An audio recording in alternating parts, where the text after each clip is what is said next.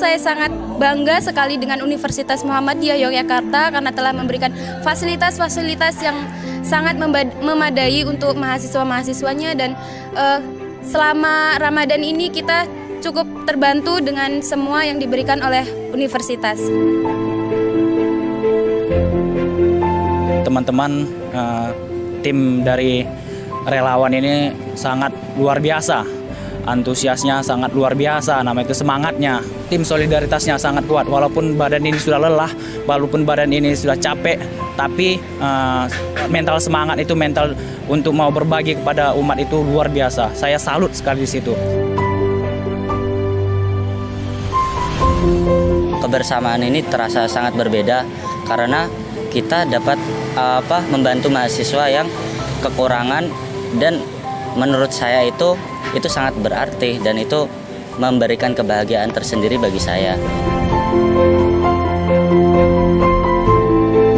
Pertemuan mengajarkan saya sebuah perjuangan ya, berjuang untuk membahagiakan orang lain, karena bagi saya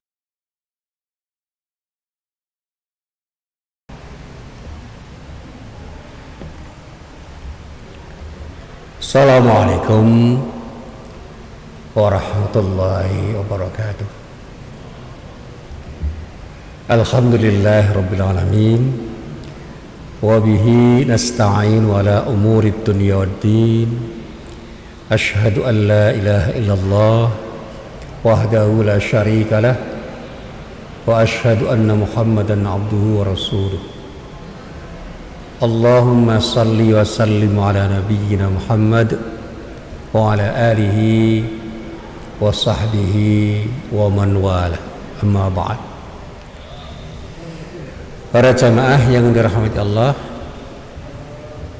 siang ini saya akan melanjutkan apa yang sudah saya jelaskan kemarin, yaitu bagaimana kita membalas cinta Allah dengan cinta kita kepadanya. Kemarin sudah saya jelaskan betapapun kita itu tidak akan bisa mengukur seberapa besar cinta Allah pada diri kita, karena cinta Allah itu benar-benar telah dibuktikan oleh Allah dengan memberikan apapun yang kita butuhkan, dan semua dicukupi bahkan lebih dari apa yang kita butuhkan. Hanya saja ada orang yang bersyukur dan ada yang bersikap kufur. Makanya dalam bahasa yang sederhana para ulama mengatakan bahwa pembuktian cinta kita kepada Allah itu dengan mensyukuri nikmat yang telah diberikan oleh Allah kepadanya.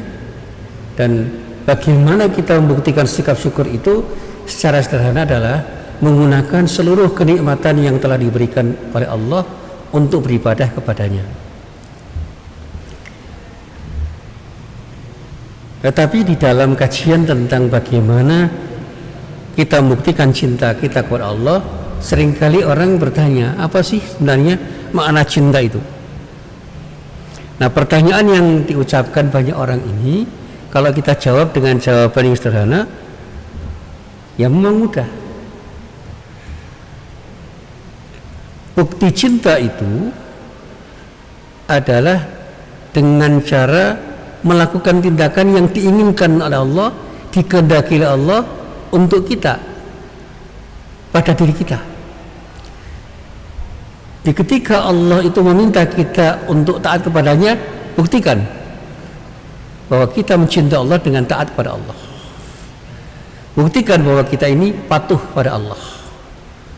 Buktikan semua perintah Allah itu benar-benar bisa kita lakukan untuk membuktikan bahwa kita benar-benar cinta kepada zat yang pantas kita cintai, melebihi cinta kita kepada siapapun dan apapun. Dan ketika kita ingin membuktikan cinta itu di dalam kehidupan kita, kita tidak boleh melakukan tindakan apapun yang ketika kita lakukan kita akan bisa mendapatkan adab dari Allah, karena kita mengingkari apa yang kita janjikan untuk mencintai Allah sebagai balasan atas cinta Allah pada diri kita. Satu saat Rasulullah bersabda dengan sabdanya, Alamatu hubbillah dawamu dzikrihi li'anna man ahabba syai'an aktsara dzikrah. Indikator cinta kita kepada Allah itu adalah kontinuitas zikrullah, keterus kelanjutan ingatan kita kepada Allah. Karena orang yang benar-benar mencintai Allah, dia cenderung akan menyebut Allah yang benar-benar dicintainya. Nah, kata zikrullah itu bukan hanya mengatakan dengan lisan kita, tetapi betul-betul mengingat siapa Allah itu dimanapun dan kapanpun kita berada. Demikian dahsyatnya cinta kita kepada Allah, maka cinta kita kepada Allah itu akan mengalahkan cinta kita pada apapun dan siapapun. Sehingga ketika kita cinta kepada apapun dan siapapun, maka apapun dan siapapun itu akan tidak tersebut karena kalahnya cinta kita kepada Allah Subhanahu wa taala. Termasuk ketika kita cinta kepada kebenaran dan kebajikan. Kebenaran dan kebajikan siapa yang harus kita cintai? Ya tentu saja kebenaran dan kebajikan yang datang dari Allah. Orang mengatakan hubbul waton minal iman. Kemudian karena cintanya kepada tanah air, lalu dia lupa kepada Allah yang menciptakan tanah air kita. Itu salah kaprah. Kita harus mencintai tanah air kita karena Allah. Kita harus mencintai apapun dan siapapun karena Allah. Tadi saya diskusikan dengan para mahasiswa, ketika kita cintai sesuatu karena Allah, maka kita akan tidak pernah kecewa, karena Allah tidak pernah melupakan cinta kita kepadanya. Sehingga apapun yang kita cintai kepada Allah akan melekat pada diri kita, karena Allah akan memelihara cinta kita kepada Allah dengan memberikan cintanya kepada siapapun yang kita cintai dan apapun yang dicintai, sehingga Allah akan menghadirkan cinta kepada kita ketika kita mencintai apapun dan siapapun karena Allah. Ilustrasi yang sederhana begini. Saya pernah memberikan pengajian pada ibu-ibu. Pak, bagaimana seorang istri mencintai suami karena Allah? Dan bagaimana seorang suami mencintai istrinya karena Allah? Mudah, Bu. Buktikan bahwa karena kita cinta kepada Allah, kita selalu hadir bersama suami kita untuk mengingatkan kepada suami kita agar kita terus mendekatkan diri kita kepada Allah. Sehingga kita tidak boleh membiarkan suami kita ketika suami kita melanggar aturan Allah. Demikian juga ketika suami mencintai istri, suami harus menjaga agar istrinya tidak melanggar aturan Allah, dan pada saatnya akan mendorong istrinya untuk bersama-sama membuktikan cintanya kepada Allah dengan beribadah kepada Allah. Nah, lalu apa artinya ketika seorang suami memberi sesuatu pada istrinya, atau sebaliknya seorang istri memberi sesuatu pada suaminya? Berikan semua karena Allah. Istrinya ingin datang ke pengajian, istrinya ingin datang ke masjid, kemudian bilang sama suaminya, Pak, antarkan saya ke masjid untuk menghadiri pengajian. Suami mengatakan, karena kamu ingin hadir dengan cintamu kepada Allah, maka aku akan antarkan kamu, agar aku juga bisa membuktikan cintaku kepada Allah dengan bersamamu datang ke masjid. Sehingga ketika suami datang bersama-sama istrinya ke masjid untuk sholat jamaah, apapun yang dilakukan suami itu adalah membuktikan bahwa dia mencintai Allah, sehingga dia berangkat bersama istrinya untuk datang ke masjid dalam rangka membuktikan cintanya kepada Allah. Berbeda halnya ketika seorang istri membiarkan suaminya korupsi, cintanya kepada harta melebihi cintanya kepada Allah, maka dia akan terpuruk oleh kemauan dan nafsunya untuk mencari harta, sehingga suaminya pun akan terpuruk karena cintanya kepada harta, dan pada saatnya Allah akan mengadabnya dengan adab yang pedih karena dia meninggalkan cintanya kepada Allah karena harta yang diinginkannya untuk dikorupsi. Demikian juga ketika seorang suami selingkuh, seorang istri selingkuh, perselingkuhannya itu bukan karena Allah, karena cintanya kepada hawa nafsu, dia turuti hawa nafsunya untuk melanggar aturan Allah. Dia berselingkuh dengan cara mengkhianati cintanya kepada Allah, dan disitulah Allah tidak ridho karena dia telah melanggar cintanya, bukti cintanya atau janji cintanya kepada Allah dengan melakukan perselingkuhan. Dan tentu saja perselingkuhan itu tidak akan mendapatkan ridho dari Allah Subhanahu wa taala. Ini apa yang pernah saya sampaikan dalam sebuah pengajian ibu-ibu.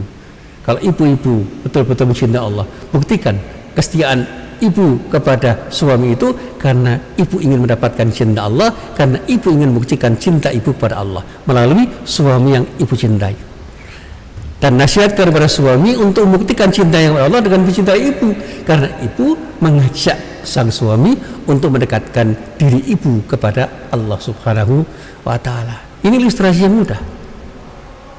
Nah, para jamaah yang dirahmati Allah, bahkan ada kata orang bijak, ini bukan hadis ini, yang diterjemahkan dengan terjemahan yang sederhana. Orang itu bisa diperbudak oleh cintanya. Di dalam pepatah Arab dikatakan, man ahabba syai'an fahuwa abduh. Siapapun yang mencintai sesuatu, bisa jadi dia akan menjadi budak sesuatu yang dicintainya. Ini peringatan. Orang yang mencintai jabatan karena jabatannya, dia akan melanggar aturan Allah. Karena cintai pada jabatan, dia lupa kepada Allah. Karena cintai pada duit, pada harta, akan dia kejar hartanya, harta yang dicintainya itu, dengan melupakan cintanya kepada Allah. Seorang laki-laki yang mencintai seorang wanita, dia akan mengejar wanita itu dengan cara melanggar aturan Allah. Karena apa? Dia tidak mencintai Allah, dia mencintai wanita itu melebihi cintanya kepada Allah. Demikian juga seorang wanita yang mencintai laki-laki, dia akan kejar laki-laki itu demi cintanya dengan melanggar aturan Allah. Dia lupa kepada Allah karena cintanya kepada laki-laki. Dan masih banyak yang bisa kita ilustrasikan di dalam kehidupan kita. Bahkan Rasulullah itu juga memberikan nasihat yang kata para ulama tersimpul menjadi 3 hal. Orang karena cintanya, dia akan lebih suka berbicara dengan zat yang dicintainya, dengan sesuatu, dengan seseorang yang dicintainya dibandingkan dengan yang lain.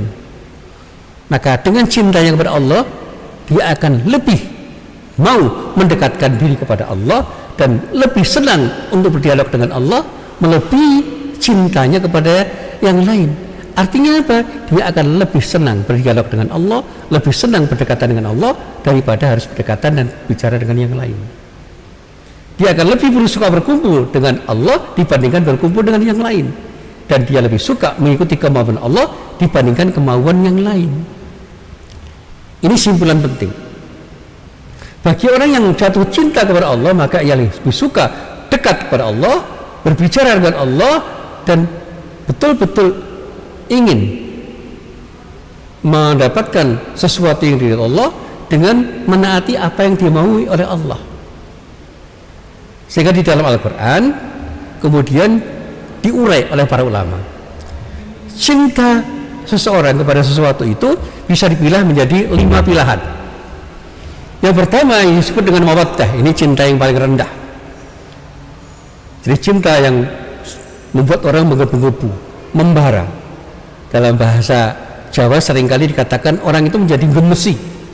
Orang yang memiliki cinta jenis mawaddah ini maunya selalu ingin berdua dengan yang dicintai, enggan berpisah dengan yang dicintai, selalu ingin memuaskan dahaga cintanya, yang memonopoli cintanya, dan bahkan tidak akan berpikir tentang sesuatu yang lain karena yang dicintainya selalu ingin ada di dekatnya. Ini seperti ketika orang mengatakan I love you, dia diperbudak dengan cintanya kepada seorang yang dicintainya. Ini mawaddah. Yang kedua yang disebut rahmah, ini cinta yang lebih tinggi. Cinta yang disebut rahmah ini adalah cinta yang penuh dengan kasih sayang, penuh kelembutan.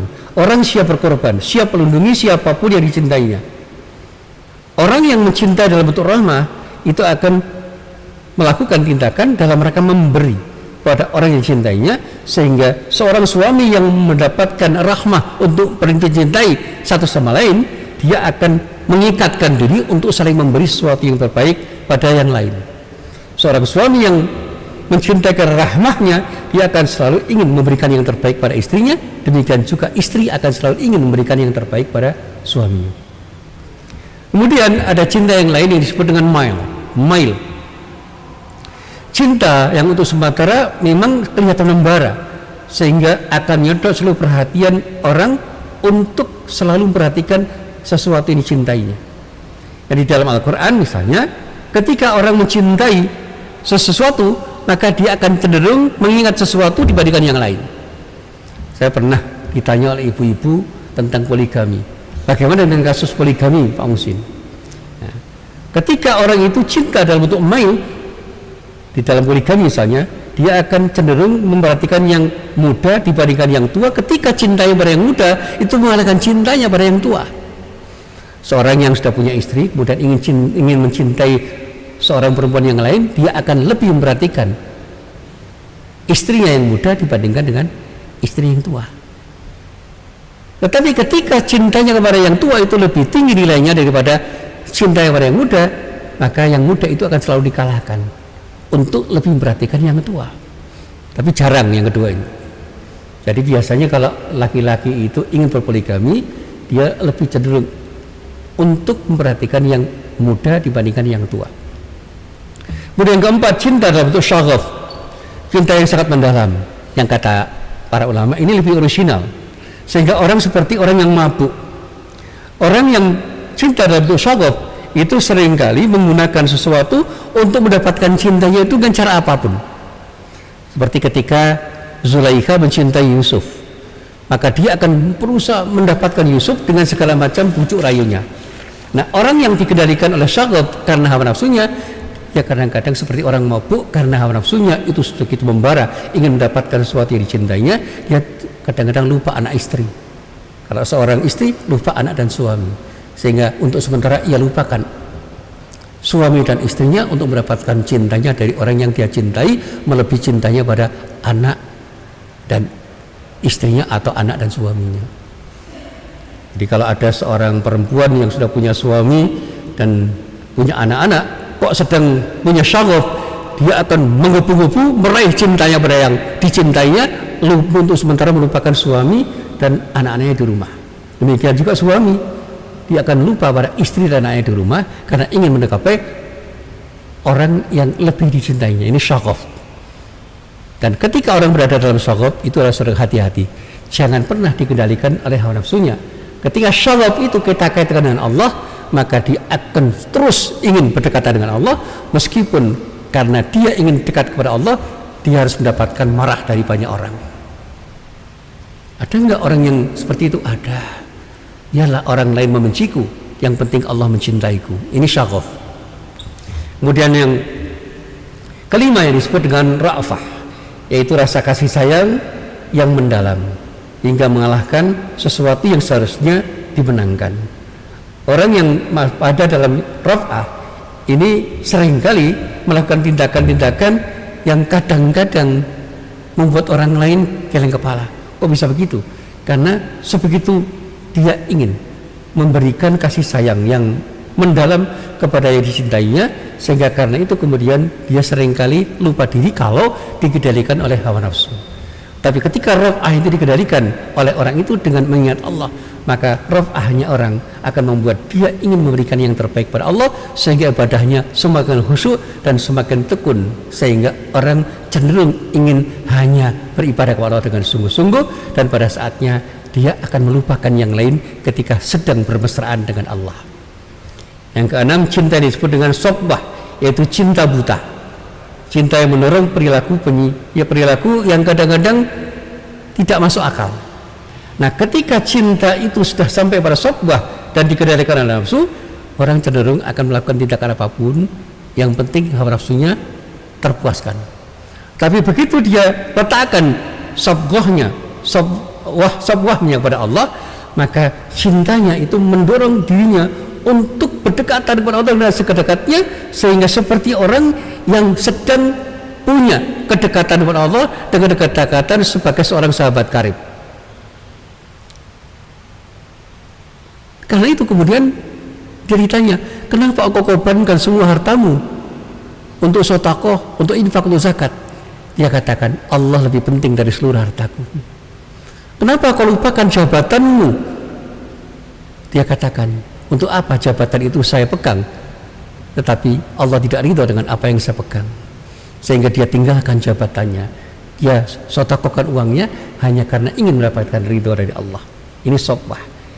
Yang ketujuh yang disebut syauq, yang disebut rindu.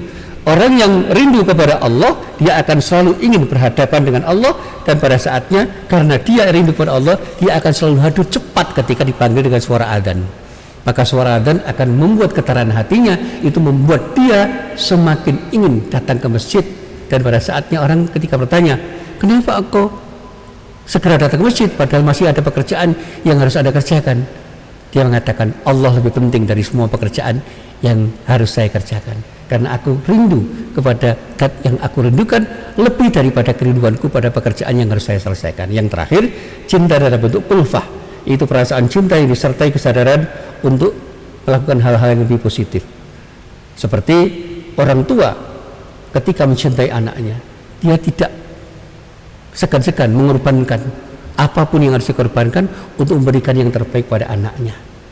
Dan pada saatnya banyak orang tua yang rela berhidup sederhana asal anaknya bisa mendapatkan sesuatu yang lebih menguntungkan daripada dirinya. Satu saat saya mendapati ada seorang ibu itu makan dengan tempe dan sambal terasi, sementara anaknya itu makan dengan ayam goreng. Ketika saya bertamu, saya katakan, ibu pecinta tempe ya? Enggak, saya punya tempe dan punya ayam goreng, tapi anak saya itu lebih senang makan ayam goreng. Maka saya tanya, kamu milih ayam goreng apa tempe? Saya ayam goreng, Bu. Ayo makan. Ibu enggak senang? Enggak, saya lebih senang kamu menikmati ayam goreng, dan kesenanganmu menikmati ayam goreng itu membahagiakan ibumu. Bagaimana seorang ibu bisa bahagia melihat anaknya bahagia? Itu ada di dalam kulfah. Dan sekarang ini pun juga harus kita coba untuk kita raih. Bagaimana kita bisa berbahagia ketika ada orang lain yang berbahagia? Berbahagialah ketika teman-teman kita, sahabat kita mendapatkan kebahagiaan. Jangan pernah punya sikap iri dan dengki ketika orang lain mendapatkan kebahagiaan, karena dengan kulfah kita akan bisa merasakan kebahagiaan yang tengah dirasakan oleh